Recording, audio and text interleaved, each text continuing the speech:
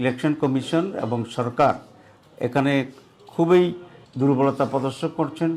মূলত বহু জায়গায় অধিকাংশ কেন্দ্রেই ভোট কনস্টিটিউয়েন্সিতেই তারা হুমকি ধুমকি দিচ্ছে, মারধর শুরু করেছে এবং কেন্দ্র নিয়ন্ত্রণ এবং দখল করার মহড়া দিচ্ছে প্রকাশ্যেই অনেক জায়গায়।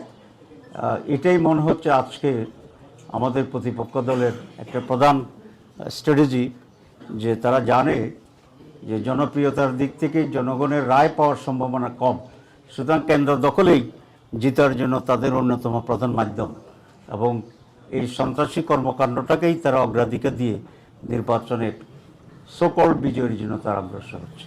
এখানে আমাদের কথা খুব স্পষ্ট যে নারী পুরুষ যাই হোক, নির্বাচনের সুষ্ঠু পরিবেশ বজায় রাখার জন্য সবাইকে চেষ্টা চালাতে হবে এবং সবাইকে দায়িত্বশীল ভূমিকা পালন করতে হবে। নির্বাচনে যদি 18, 24, 14 মতো পুনরাবৃত্তি ঘটে তাহলে সেই নির্বাচন কখনোই গ্রহণযোগ্য হবে না। এদেশের মানুষ সেই নির্বাচনকে মেনে নেবে না, এবং কেউ যদি এভাবে অন্যায়ভাবে ক্ষমতা যাওয়ার চিন্তা করে তাদের সেটা দুঃস্বপ্ন হবে, এবং জনগণ পুনরায় তাদেরকে প্রতিরোধ করবে এবং আন্দোলন সংগ্রাম করেই আবার সেটার পতন ঘটাবে। আমরা এই অনাকাঙ্ক্ষিত পরিবেশ থেকে দেশকে রক্ষা করার জন্য প্রধান দায়িত্ব হচ্ছে সরকারের। তারা এটা ওয়াদাবদ্ধ ওই জাতির কাছে একটা ফেয়ার ইলেকশন করবেন, লেভেল প্লেইং ফিল্ড তারা তৈরি করবেন।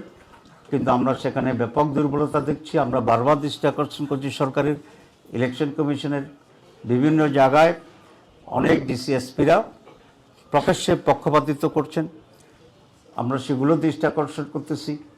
কিন্তু ইলেকশন কমিশন এবং সরকার এখানে খুবই দুর্বলতা প্রদর্শন করছেন, তেমন কর্ণপাত করছেন না।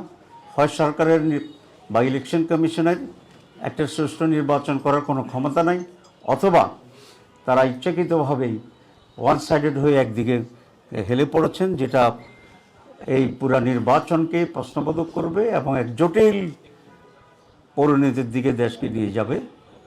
আমরা সেক্ষেত্রে সময় থাকতে সজাগ হওয়ার জন্যে এবং সঠিক ভূমিকা পালনের জন্য সকলকে আমরা অনুরোধ জানাচ্ছি।